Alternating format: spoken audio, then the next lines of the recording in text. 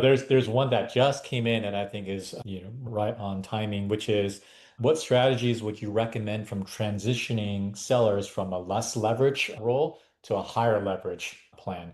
Would you advise adjusting down the base pay or other recommendations? Well, if you've got that situation where you've got maybe the kind of the right amount of total comp, but just too much of it is in the base, then there are two basic pathways here. The really simple one, if you've got an 85-15 mix, as the example shows, and you want to go to a 70-30 mix, for example, and you've got 15 points in the wrong place, you could, over a 3-year period, give no base pay increase, put the whole increase into the variable side at 2x, move the whole thing by 5 percentage points a year, and after 3 years, you could be where you want to be. So you could do it by leaving base alone and putting the whole increase into the variable side. But that is a glacial movement for most early stage companies.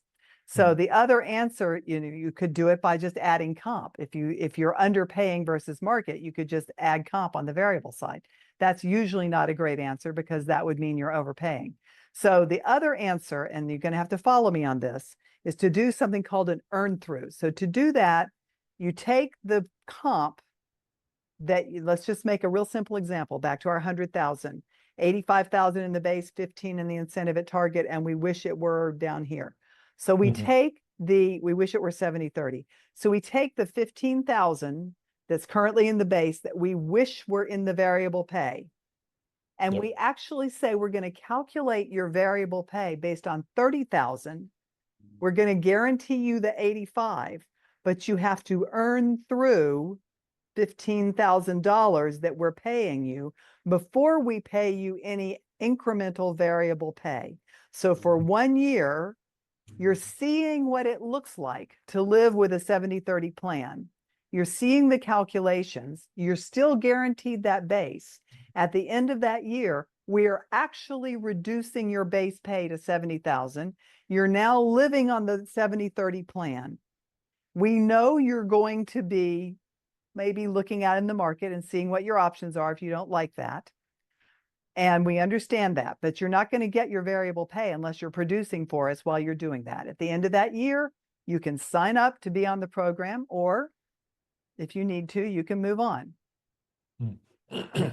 Okay, great. And then someone just asked sort of the other way around, how do you move from 100% to 50-50 without creating double pay scenarios? Well, yeah. So if you've got an old comp plan you've been managing under, that's what makes me think you've got double pay. So you've got some kind of commission plan. They've sold something this year. You feel like you're obligated to pay them at the same rate going forward next year. So if you go ahead and give them a base pay increase now at the beginning of next year, then you're going to be paying some of the stuff they sold this year at the higher rates, and you're going to be doubling up. So if that's the situation, one of the things I've helped businesses do in that situation is to, first of all, you can just let the tail run out and you can just pay more in the future for those things. But everything they sell for starting the moment they get the base pay increase is going to be paid at a lower rate.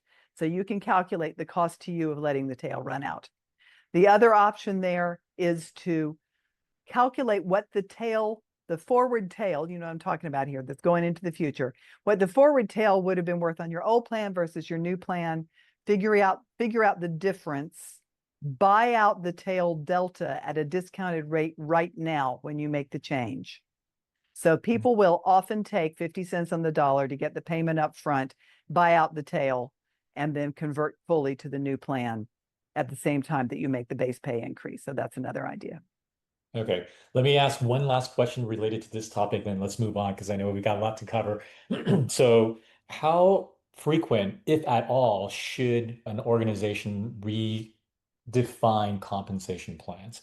Because I've been in companies in the past where it seems like the company is moving goalposts all the time, and so that obviously creates a not a good environment for the Right. sales team. So, in your perspective, should compensation plans be refreshed in terms of how the structure is set up, or are we just talking about certain targets and things like that that are changed?